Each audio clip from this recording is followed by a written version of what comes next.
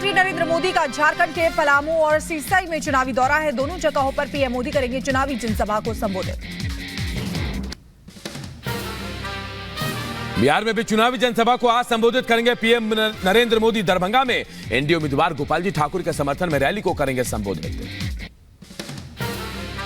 झारखंड और बिहार के बाद प्रधानमंत्री नरेंद्र मोदी का आज यूपी के कानपुर में भी है कार्यक्रम। कानपुर में रोड शो करेंगे पीएम। प्रधानमंत्री मोदी के आगमन और रोड शो के चलते डाइवर्ट किए गए कई रूट, कई सड़कों चौराहों पर डाइवर्जन करने के साथ ही रोडवेज और निजी बसों के संचालन की व्यवस्था भी बदली गई। गुजरात दौरे पर आज गृह मंत्री अमित शाह आज गुजरात में 2 तो दमन और दीव में लोकसभा पर करेंगे चुनाव प्रचार। गुजरात के छोटा उदयपुर बासिंदा में शाह की रैली। यूपी में योगी आदित्यनाथ का आज फर्रुखाबाद कन्नौज दौरा। कन्नौज और फर्रुखाबाद में सीएम योगी करेंगे जनसभा। इसके बाद शाम को पीएम मोदी के साथ करेंगे रोड शो। अखिलेश यादव भी आज करेंगे ताबड़तोड़ चुनाव प्रचार। बदायूं, फिरोजाबाद, संभल और मैनपुरी में चुनावी जनसभाओं को करेंगे संबोधित। इंडी उम्मीदवारों के पक्ष में मांगेंगे वोट।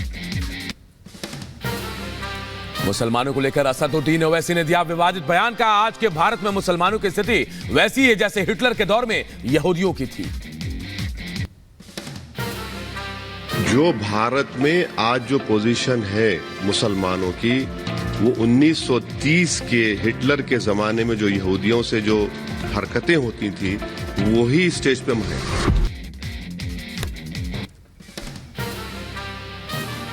बीजेपी नेता मोहसिन रजा ने ओवैसी के बयान पर किया पलटवार। मोहसिन रजा ने उल्टा असदुद्दीन ओवैसी को बताया सबसे बड़ा हिटलर। कहा पीएम मोदी के नेतृत्व में मुस्लिम समुदाय का हो रहा है विकास।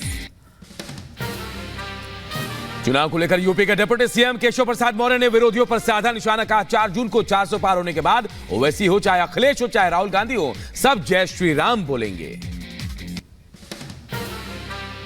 4 जून को 4 बजे 400 पार होने के बाद चाहे ओवैसी हो, चाहे अखिलेश यादव जी हो, चाहे राहुल गांधी जी हो, ये सब जय श्री राम बोलेंगे। राहुल के रायबरेली से चुनाव लड़ने पर केशव प्रसाद मौर्य ने बोला हमला। कहा राहुल गांधी अमेठी की तरह रायबरेली भी छोड़कर भाग जाएंगे। तेजस्वी यादव का बीजेपी पर हमला। कहा मेरा एक हेलीकॉप्टर बीजेपी के कई हेलीकॉप्टर पर भारी है। मैंने अपने हेलीकॉप्टर को ट्रैक्टर बना दिया है। एक हेलीकॉप्टर उनका 50 गो हेलीकॉप्टर, हम हेलीकॉप्टर को ट्रैक्टर बना दिए, ब्लॉक उतार रहा। एक हेलीकॉप्टर भारी है, उनके सब हेलीकॉप्टर। शिवपाल सिंह यादव का बीजेपी पर हमला। कहा लोकसभा चुनाव में बीजेपी 200 सीटों का भी आंकड़ा नहीं कर पाएगी पार। यूपी में बीजेपी को नहीं मिल रहे हैं वोट। 400 पार अब कहीं नहीं कह रहे, अब 200 पार करना बहुत मुश्किल है। 200 से नीचे ही रह जाएगी भारतीय जनता पार्टी और इंडिया गठबंधन अब देश में सरकार बनाएगा। गुजरात के पोरबंदर में मनसुख मंडाविया की पदयात्रा। रैली में लोगों की उमड़ी भीड़। पोरबंदर से बीजेपी उम्मीदवार है मनसुख मंडाविया। हरियाणा में बीजेपी उम्मीदवार अरविंद शर्मा ने दाखिल किया नामांकन। हरियाणा के सीएम नायब सिंह सैनी और बीजेपी के राष्ट्रीय सचिव ओम प्रकाश धनखड़ रहे मौजूद। पश्चिम बंगाल के पुरुलिया में निर्दलीय उम्मीदवार अजीत महतो भैंस पर बैठकर नामांकन दाखिल करने पहुंचे। भारी जनसमर्थन के साथ पर्चा भरने पहुंचे।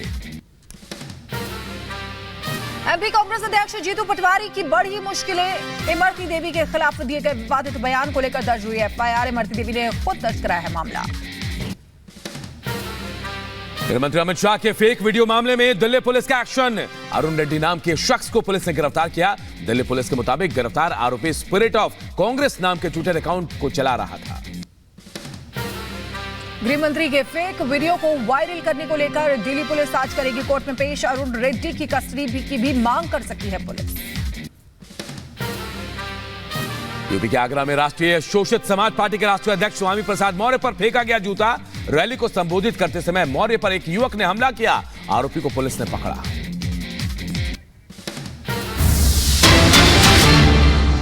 और इसी बीच बड़ी खबर आपको बता दें, स्वामी प्रसाद मौर्य पर जूता फेंकने का मामला, आरोपी को गिरफ्तार कर लिया गया है। एसीपी की तरफ से कहा गया है कानूनी कार्रवाई की जा रही है, मामले की जांच जारी है। स्वामी प्रसाद मौर्य जिन पर जूता फेंका गया था, ये देखिए हम बता रहे हैं, जब वो संबोधित कर रहे थे उसी बीच में कोई सामने से जूता फेंककर स्वामी प्रसाद मौर्य को मारता है, जिसके बाद इस पर एसीपी की तरफ से किया गया है कि कार्रवाई की जा रही है। और ये देखिए एरो के जरिए आपको बता रहे हैं किस तरीके से ये शख्स जो है इसने जूता फेंककर मारा, जिसके बाद कार्रवाई की गई है। स्वामी प्रसाद मौर्य पर जूता फेंकने का मामला, आरोपी को गिरफ्तार कर लिया गया है, कानूनी कार्रवाई की जा रही है, मामले की जांच जारी है, एसपी की तरफ से कहा गया है।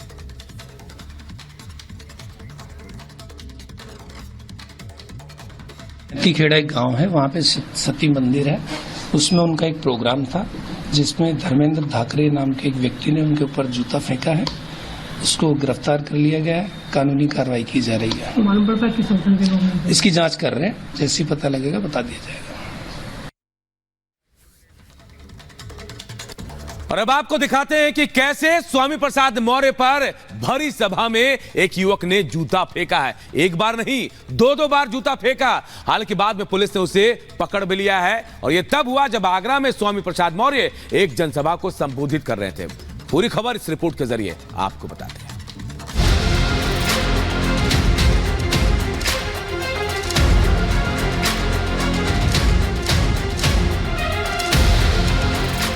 सियासी डगर है, चुनावी सफर है और सवाल है वोट का। तो जनसभा कर जनता से अपील हो रही है, लेकिन अगर पलटकर कोई जूता उछाल दे तो क्या होगा? जो हुआ वो इन तस्वीरों में देखिए। जी हां, सनातन विरोधी बयान देने वाले स्वामी प्रसाद मौर्य पर एक बार फिर जूते से वार हुआ है, और वार हुआ जनसभा के दौरान, वो भी तब जब स्वामी अपनी पार्टी के प्रत्याशी के लिए जनसभा कर रहे थे कि तभी एक युवक ने उछाल दिया जूता। फिर जो हुआ वो आपके सामने है। मामला उस वक्त का है जब आगरा में माता सती मंदिर में स्वामी प्रसाद मौर्य अपनी पार्टी यानी राष्ट्रीय शोषित समाज पार्टी के प्रत्याशी होतम सिंह निषाद के लिए जनसभा कर रहे थे कि तभी भीड़ से उठा एक युवक और स्वामी प्रसाद मौर्य पर दे मारा जूता। वो भी एक नहीं, दो बार। हालांकि इसके बाद पुलिस ने आनन फानन में युवक को पकड़ लिया तो युवक काला कपड़ा दिखाने लगा और योगी के समर्थन में तो स्वामी प्रसाद मौर्य के विरोध में नारेबाजी करने लगा। तो लगे हाथ वहां मौजूद लोगों ने शख्स की पुलिस के सामने ही पिटाई भी की। वैसे देखा जाए तो स्वामी प्रसाद मौर्य के लिए कोई नई बात नहीं है। इससे पहले भी स्वामी प्रसाद मौर्य पर कभी स्याही तो कभी काले झंडे तो कभी जूते से वार किया जा चुका है। आपको याद होगा कुछ दिनों पहले ही स्वामी प्रसाद मौर्य जब समाजवादी पार्टी में थे तब सनातन पर टिप्पणी करने पर कौशाम्बी में हिंदूवादी संगठनों ने नारेबाजी कर काले झंडे दिखाए थे। यहाँ तक कि नाराज लोगों ने उनके काफिले पर स्याही भी फेंकी थी। कुछ यही नजारा वाराणसी में भी देखने को मिला था। तो वहीं समाजवादी पार्टी के ओबीसी महासम्मेलन में भी स्वामी प्रसाद मौर्य पर वकील के वेश में पहुंचे एक शख्स ने जूते से ही वार किया था। हालांकि बाद में शख्स को पकड़कर सपा के कार्यकर्ताओं ने जमकर पिटाई भी की थी। Bureau report, Republic Bharat.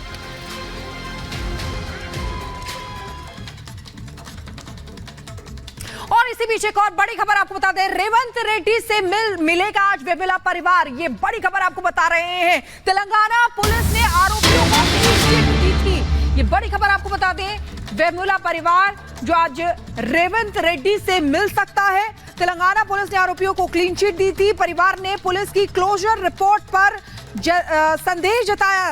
Telangana DGP ने कहा कि मामले की और भी जांच की जाएगी। ये बड़ी खबर आपको बता रहे हैं। रोहित वेमुला का परिवार रेवंत रेड्डी से आज मिल सकता है। तेलंगाना पुलिस ने आरोपियों को क्लीन चिट दी, जिसके बाद परिवार ने पुलिस की क्लोजर रिपोर्ट पर संदेह जताया है। तेलंगाना डीजीपी ने कहा है कि मामले की और भी जांच की जाएगी। तो ये बड़ी खबर आपको बता दें किस तरीके से रोहित वेमुला सुसाइड केस को लेकर अब वेमुला परिवार जो है वो रेवंत रेड्डी से मिलने जा रहा है, क्योंकि पुलिस ने आरोपियों को क्लीन चिट दे दी थी। तो हैदराबाद यूनिवर्सिटी का छात्र रोहित वेमुला 2016 में आत्महत्या करता है और इसके बाद खूब हाय तौबा भी मची। खुद राहुल गांधी और उनके लॉबी ने इसको लेकर एजेंडा भी चलाया, लेकिन खुद अब देखिए कांग्रेस की सरकार ने अपनी ही सरकार को एक्सपोज कर दिया और दावा किया गया कि क्लोजर रिपोर्ट शामिल कर दी गई है और यह बताया गया कि रोहित वेमुला दलित था ही नहीं, उसने फर्जी तरीके से एससी जाति का प्रमाण पत्र बनाया था और राज खुलने के डर से उसने आत्महत्या कर दी। पूरी खबर आपको इस रिपोर्ट के जरिए बताते हैं।